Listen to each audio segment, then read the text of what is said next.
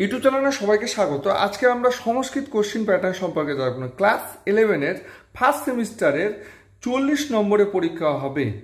প্রতিটা কোশ্চিন কিন্তু এমসিকিউ, এক এক এক করে নম্বর, এটা কোশ্চিন কিন্তু। তাহলে ইউনিট 1-এর রয়েছে গদ্য, তাহলে গদ্য থেকে 5 নম্বরে কোশ্চিন আসবে। তারপর দেখো নাটক থেকে 5 নম্বরে আসবে, গ্রামার থেকে 15 নম্বরে আসবে। তাহলে ব্যাকরণটা ভালো করে করতে হবে, 15 নম্বরে আসছে। তো হিস্টোরি অফ বৈদিক এপিক ক্লাসিক্যাল সংস্কৃত লিটারেচার থেকে 10 নম্বরে কোশ্চেন আসবে। তাহলে টোটাল এইভাবে করে ইউনিট 2, 1, 2, 3, 4, 5 থেকে কত নম্বরে কোশ্চেন আসছে জেনে নিচ্ছ আগে থেকে, এবং কোন চ্যাপ্টার ভালো করে পড়তে হবে সেটা তুমি আগে থেকেই ডিসাইড করে নাও। এবং 10 নম্বর এখানে 40, আর 10 নম্বর হচ্ছে অ্যাসাইনমেন্ট লিখতে হবে।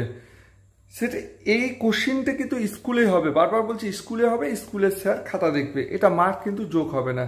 তারপর দেখো সংস্কৃতের ইউনিট সেমিস্টার 2-এর এসিকিউ টাইপের কোশ্চেন হবে, এটা লিখতে হবে কিন্তু। কবিতা থেকে কি হবে, গদ্য থেকে কি হবে, গ্রামার থেকে কি হবে। তুমি প্রথম ইউনিট টেস্টে এমসি দিয়েছো, সেকেন্ড ইউনিট টেস্টে কি রকম কত মার্কে 2 নম্বর, 4 নম্বর, 5 নম্বর। তোমাদের এখানে কিন্তু 10 নম্বরে নেই, 2, 4 এবং 5 নম্বরে কোশ্চেন আসবে। ধরো একটা আমি লিখতে হবে, এই যে ফার্স্ট, সেকেন্ড, থার্ড, এই তিনটে থেকে তোমাকে 7টা কোশ্চেন দিবে, 5টা লিখতে হবে 10 নম্বরের। আশা করি বুঝতে পারলে। তারপরে এখানে 4 নম্বরে কিন্তু আসবে না। হিস্টোরি অফ বৈদিক থেকে 4 নম্বরে দুটো কোশ্চেনের মধ্যে তোমাকে একটা কোশ্চেন লিখতে হবে, আর এখানে দেখো 3টে কোশ্চেনের মধ্যে তোমাকে 2টো লিখতে হবে। গ্রামার থেকে তোমার এখানে 2 নম্বরের কোশ্চেন, 6টা বা 7টা কোশ্চেনের মধ্যে তোমাকে 5টা লিখতেই হবে। তাহলে টোটাল কত হলো? 40 নম্বরে কিন্তু পরীক্ষা হবে। 10 নম্বর কি থাকবে? অ্যাসাইনমেন্ট থাকবে। তারপর 12টা একটু ভালো করে বুঝে নিই। ক্লাস 12টা কিন্তু অন্য স্কুলে পরীক্ষা হবে। 12টা কিন্তু এমসিকিউ কোশ্চেন হবে 40 নম্বরের। 10 কি থাকবে? 10 কিন্তু প্রজেক্ট থাকবে কিন্তু।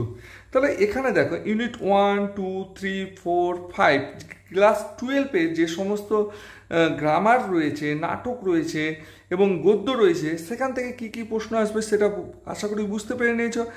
এখানে 5 নম্বরের দেখো 5টা কোশ্চেন আসবে 1 নম্বরে, 5টা কোশ্চেন আসবে 1 নম্বরে।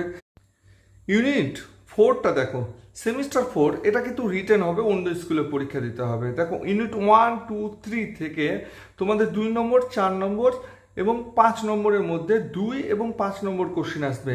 তাহলে এখান থেকে তোমাদের কি 4 নম্বরের কোশ্চেন আসবে না। তাহলে এখানে কিন্তু 7টা কোশ্চেনের মধ্যে কি করতে হবে? 5টা করতে হবে। এখানে কিন্তু 2 question out of the 3 question. তাহলে এখানে কিন্তু 5 নম্বরে 2টো কোশ্চেন করতে হবে, 3টে কোশ্চেন দেওয়া থাকবে, 2টো কোশ্চেন করতে হবে। এভাবে গ্রামারের ক্ষেত্রেও দেখতে পারো 6টা থেকে 7টা কোশ্চেন থাকবে, তার মধ্যে তোমাকে 5টা করতে হবে।